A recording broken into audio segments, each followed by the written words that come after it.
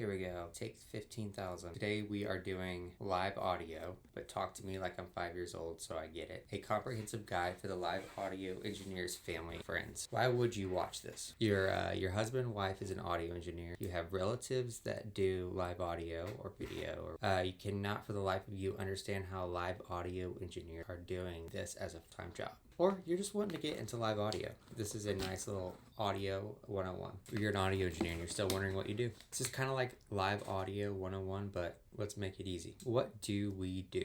All right. Imagine this. This is broken down to literal 5-year-old language. Live audio engineering is like being the person who makes sure everyone can hear the show clearly. Not too loud, not too quiet, not squeaky. For simple version, like you're 5. A band is playing music on stage. They use microphones and instruments to make sound. All those sounds go into a big machine called a mixing board. It has a lot of knobs and sliders. The live audio engineer turns the knobs so that the music sounds good to the audience. If you're an audio engineer, this is hilarious because it makes what you do look easy, and it's not easy. Let's dive deeper. So you can condense all of audio roles, I think, into these 3 roles, and we're going into a lot more positions, but these are your 3 main. When you go to a show, you have these 3 things: corporate, stadium, arena, whatever. You can mostly find these 3 positions: front of house, monitors, and system engine. So what is front of house? Well, it is the front of house of the arena. And nowadays, 2026, it doesn't have to be really, you could put it wherever you want it. But right here kind of shows you a traditional example of what front of house would look like. These people are mixing in a mixed position to mix for the audience.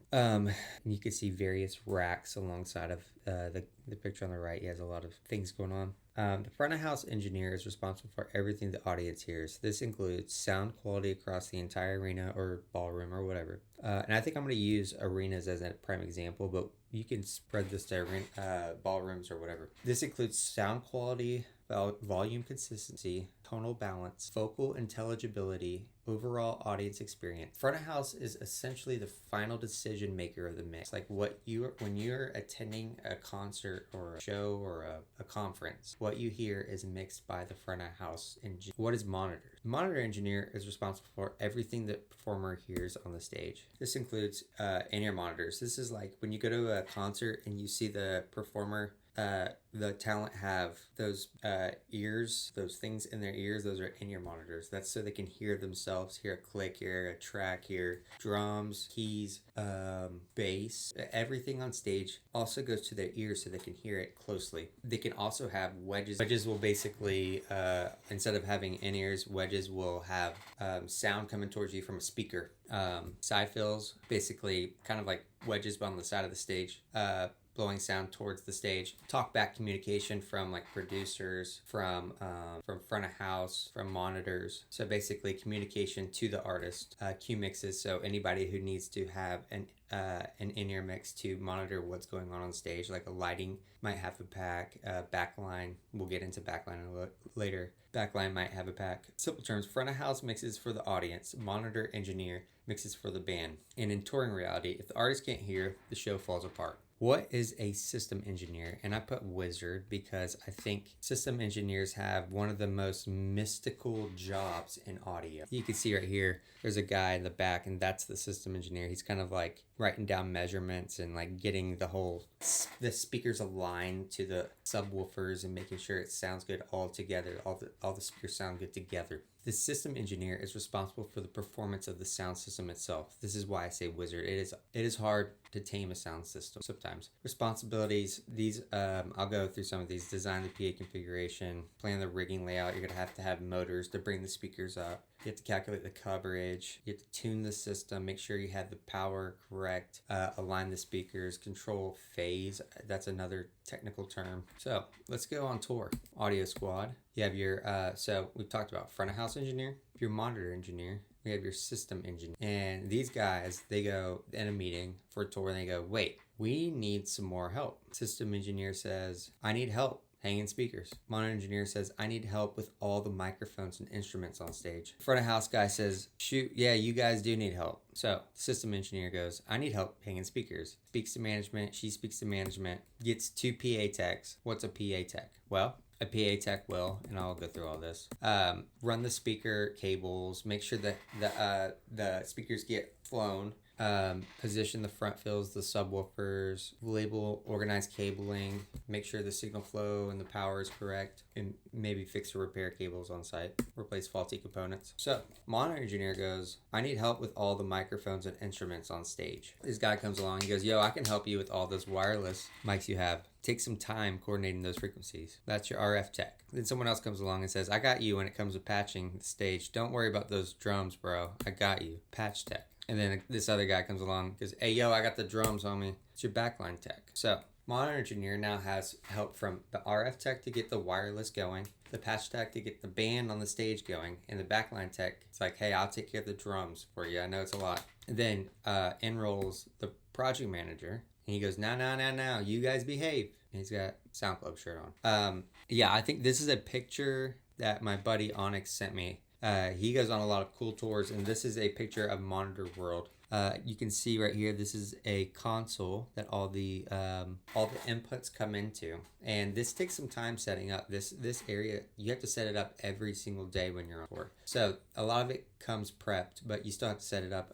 This is a console for probably one artist. That's another console for maybe another artist, or just maybe another person. This is a Waves computer where they're running external processing on the inputs coming into the console. So say you have a vocal that you want to do some stuff with that the console can't do, you can have some extra stuff on the side, and that stuff will help make it sound better, maybe manage some frequencies that are feeding back, or maybe make it sound like an old kick drum that you like. I don't know, there's a lot of different plugins out there. That's a whole different conversation. This is another world, and I want another picture of Monitor World, and I want to show you this because you can see down here, this is wireless, and this takes some time to set up because each one of those units has its own frequency, and you have to make sure that that frequency will not get interrupted during a show. So if you have a lot of those frequencies, it takes some management and some time to make sure that they will all work together, and you want to make sure that there's no dropouts in the show. Trust me, I've been there. So yeah, all right here is kind of a lot of wireless, and depending on the range and scale of your show, you might have someone that just handles that. So you got your monitor engineer, your system engineer, your front of house engineer, you got PA techs, patch tech, A2, RF tech. Front of house says, I mix what the crowd hears. Monitor, I mix what the artist band hears. System engineer, in charge of the speakers, I make the speakers sound good. PA tech can help deploy the speakers and make sure the speakers are hung, cables ran, everything works. RF tech says, I can help with the wireless stuff. It can be a pain sometimes. I'm a wizard. Patch tech says, I can help with all the stuff on the stage, the instruments, and make sure everything gets to the monitor guy in front of house. And A2 says, front of house guy will somehow still need help, so I'll help him. But that is all great. It's a great scenario. But what happens a lot of the time? Well, we can tend, because of budget or whatever, to scrap a lot of these positions. And that's okay. For some shows, you don't need a patch tech or a PA tech or an RF tech or an A2 or even a monitor engineer or a system engineer. So sometimes the A2 will get scrapped, and that responsibility will be shared in between monitor and front of house. RF tech will get scrapped, and patch tech will go to a monitor engineer. Monitor engineer will usually take care of RF and patching on the stage if there's not help. And then if there's no PA tech, system engineer will kind of jump in with some hands and get the PA going. What happens if the system engineer is gone? Well, front of house guy will take the responsibility of hanging the PA. Maybe a monitor engineer will help. And then what happens sometimes when like a new artist wants to go out and they can't afford all these positions, but they have a good amount of PA. You can sometimes find front of house engineer / TMPM that will do all of this. Like, make sure all the audio gets set up, the PA goes up, the RF is good, the everything's patched on stage, and make sure the front of house is good. And that's, I think I'd call that a full stack audio engineer. But one key element we haven't talked about yet is stagehands. These can make or break a show. So I kind of gave an example here. You have all your guys ready to go on tour, but then you have your stagehands, and these vary from day to day. You can be in New York one day and they're just cussing you out, and then you could be in Texas and they're praying for you. Here's kind of an example of your hand situation, and these guys are really important. These are kind of like your key element day to day. Make sure you have the best. So this guy goes, I'll help flip consoles, run long cables. Hand 2 goes, I'll help get the stage patch with those long cables. Hand 3 goes, that's a lot of speakers. Hand 4 goes, yeah, let's get those speakers in the air. So everybody's working together. And then later on, they team up. Hand 1 and 2 goes to flip PA left, and then hand 3 and 4 goes to flip PA right. Stagehands are modular. They do the heavy lifting. And I want to kind of finish this up with kind of like a Venn diagram of kind of like insight into what it's like. So with lifestyle, this is kind of like what they kind of share. So on a tour bus, you are sharing a space. Usually it's 12 bunks. In a corporate world, you're usually in a hotel, personal space, nicer hotels, and you have usually your own bathroom. You go to your room at night, or if you're at a nice hotel, a nice bathroom to go to. And you're not usually worried about laundry because you have a nice room to hang your laundry in. Sure, it's all ready to go, and you're usually gone for like 4 to 7 days, maybe a week and a half at the latest. But you're at a hotel, it doesn't matter. On a tour bus, you don't have the luxury of really washing stuff in a nice hotel. Laundry is kind of limited. Personal space is very limited. You have a bunk. Cleanliness is hard when you share a bus with 12 people who all wear shoes. Bus, so it takes a lot to keep a bus clean. And then there's bathroom limits. You cannot poop on a bus, and the only time to kind of poop is when you're not on the bus. So in the middle, we have shared diet restrictions and multiple personalities together. When you're doing any show together, you have these factors that will cause load-ins. When you're on tour, every single day there's a show, so you're loading in every single day. Shows usually way more prepped. You're in a shop for weeks, maybe prepping a tour, where in the corporate world you're constantly putting shows out. So it's they might not be as well prepped. Unknowns of client when you get on site. It might be your first time doing a show and you just don't know what they want. Something got missed. So gear also tends to be more modular. It has to be built on site. Like not everything's put together as a show package because it's not going out for a long time versus a tour goes out for months, so everything's kind of packaged nicely together. And in the middle, I kind of have unknown circumstance of provided labor because on all these load-ins, you don't know what you're dealing with stagehands. Sometimes they're great, sometimes they're not so great. And then traveling, tour bus, a lot of time you're inside the venue, quick days. But you do get to see iconic venues and cool places on your day off. And corporate, longer time spans, might have some time off to go do something. Usually nice hotels, go to cool places. In the middle, I have visit a lot of places. Either way, you get to go visit places.